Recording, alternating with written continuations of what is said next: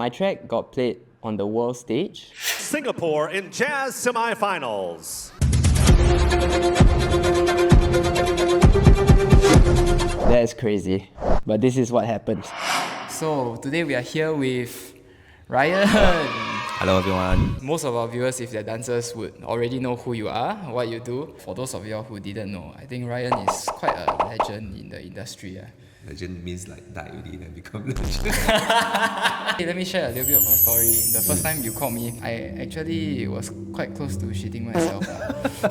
When I first heard your voice, I was like, wait, who is this? Because I didn't save your number. And you're like, hi, it's Ryan from ODA. Then I was like, wow, because what I heard about you is you are the man who can cross a stage in 2 seconds and who tells your students to do the same. And when they say they cannot do it, you're like, I'll do it in half the time. That the stage very small. Shout out to Tess as well, who linked us up together. Yeah, Teresa. Yeah, so Ryan is, at least what I know you as, is someone who has groomed a lot of people that we look up to in the dance scene. So I think it's quite an honor to work with you as well. But why not you share a little bit more about how was it like to lead Singapore's first national jazz team? I think the opportunity came quite interestingly because I was watching a dance show. Then I bumped into somebody from SPAT SG and they said, hey, you know, we are forming a new jazz group for national team and then whether I'm interested to head the team. So I said, yeah. Just like that, and then just like that. Yeah, just like that. And then they hooked me up. By the time we kind of like have a proper training was in February this year. In February, we realized that we need to go for Worlds, which is in April for the big competition. 2 months, but we only have 5 weeks to actually put up the piece.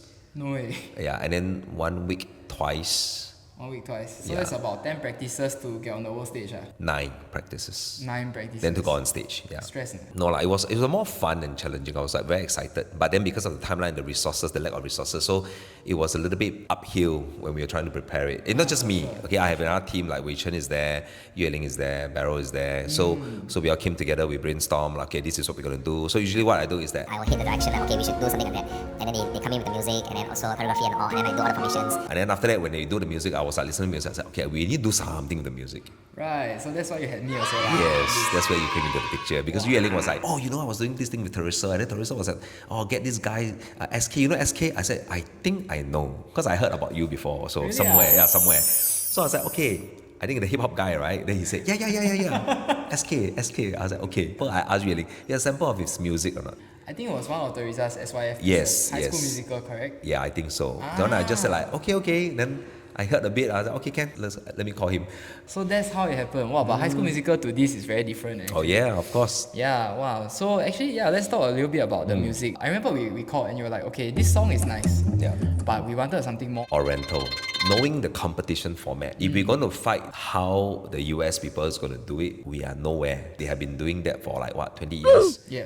And for us, we only like, less than 2 months. Right. Very So we need strategic, to fight differently. So I told them, I said, okay, we need to fight something that they cannot recognize, which is Oriental. You know, we'll just do Asian proud, right? But I was very afraid because of the original music, it wasn't Oriental based. Right. Like the original track. It's orchestral already. There's a lot of violins, a lot of strings. But I think what you really wanted was something like a erhu or guzheng, right? Yes. Yeah. I specifically asked for that. Yeah, so actually it was very interesting. I think one thing that I learned, right, about guzhengs and everything, right, was that, you know, actually this guzheng sound is not a guzheng sound. Oh, then you.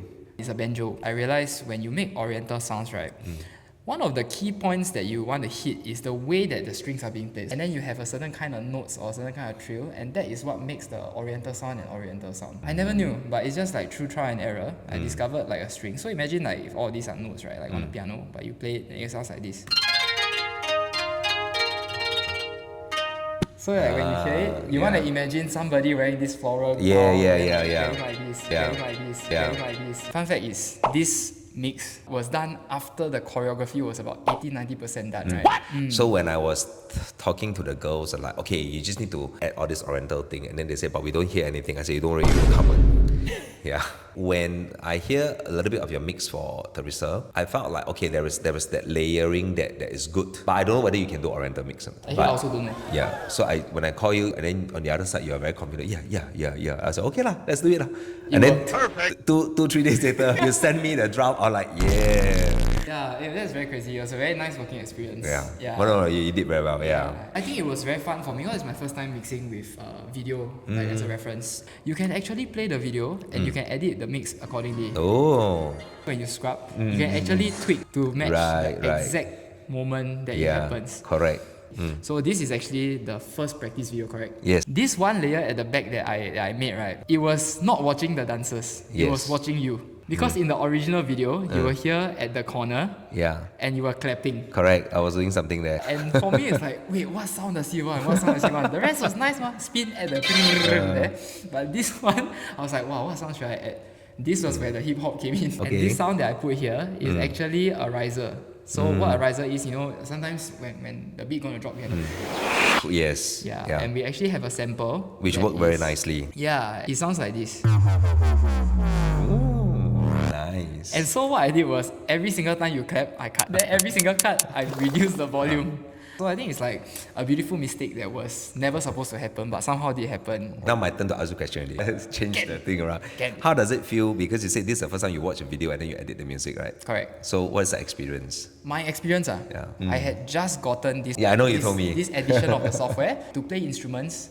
It was my first time. It just took a leap of faith, and because I think we connected on a level that we both like to solve problems. So I knew because I'm doing this professionally, I need to go and solve these problems. So I really go and watch a lot of videos. You gave me a lot of assurance also. Based on what you said with the mix. Sometimes when you put in enough work, just trust yourself. Great. I had to trust. Thankfully, it turned out well. So I hope you really like the mix. No, I like the mix. I like it a lot. And I think also because when I was looking at the whole choreo, we actually make tweak according to a certain sound that I heard that is not in the choreo. It's one moment that you did it. I think there's one that you did like a tree sound, like a zoop, zoop, zoop. Zoop, zoop, zoop. Yeah. This one, right?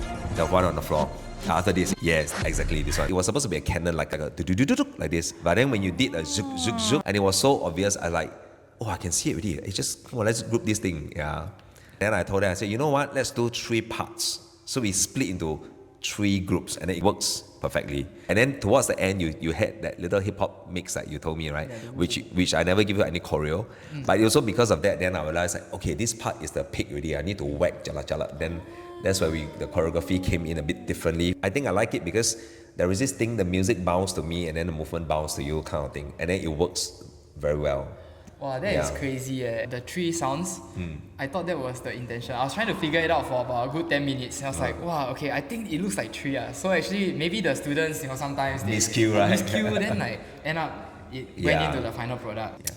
Beautiful mistakes. Yes, it's not a mistake. It's intentional. Yeah. Yes.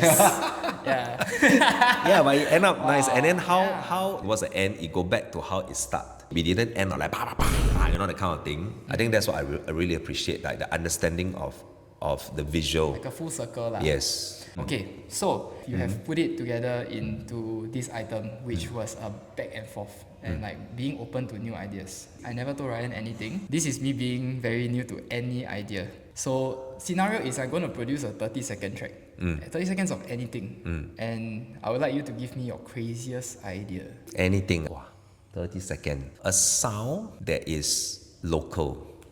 Singaporean. The interesting sound that when I hear it, I felt like it's not that this is home, no. Okay? Almost like a dance track that I know that is Singapore sound. Okay, so it's a big enough challenge, yes. Singapore sound, Okay, very homegrown. I like it. Okay, then we see Ryan's reaction. See when you come out and then we see how it goes. Yeah, so if you want, you can hop over to IG, TikTok. It's going to be there. Yeah. Okay. If it's good enough, then you don't produce a 30-second. You produce a 1-hour show. Then we make it into a production that is uniquely Singaporean. That is very crazy, Ryan. Let's make it happen. Okay. Yes. Thank you. And thank you so much for being here with me, for agreeing to meet me in the middle of your day. Yes. Shout out. Make sure you want any music, want any mix, go to him. Yes. Shout out if you want your kids to be very good, to have good mindset. Yeah. Please go to Ryan. Drink coffee. Drink coffee. Wow, the coffee session just now. Okay. Thank you so much, Ryan. Thank you. And I'm looking forward to all the good things that are to come. Thank you. Thank you.